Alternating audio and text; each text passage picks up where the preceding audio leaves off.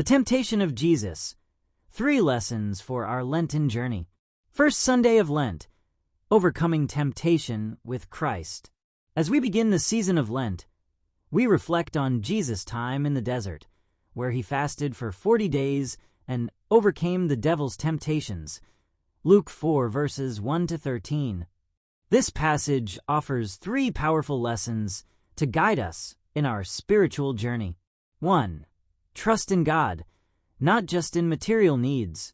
The devil tempted Jesus to turn stones into bread, but Jesus responded, "One does not live on bread alone."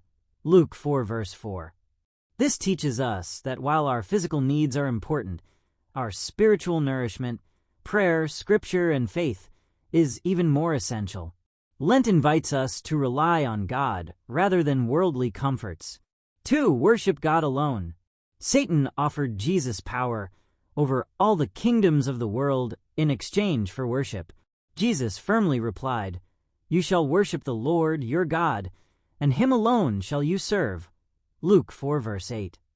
In our lives, we may be tempted to prioritize success, wealth, or social approval over our relationship with God.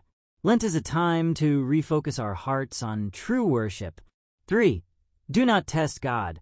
The devil challenged Jesus to throw himself from the temple to prove God's protection. Jesus rebuked him, saying, "You shall not put the Lord your God to the test." Luke 4 verse 12. This reminds us to trust in God's plan rather than demanding signs or guarantees. Faith calls us to surrender and trust, even when we do not fully understand his ways. A call to spiritual renewal.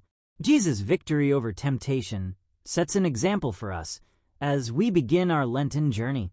Through fasting, prayer, and acts of charity, we strengthen our souls and draw closer to God.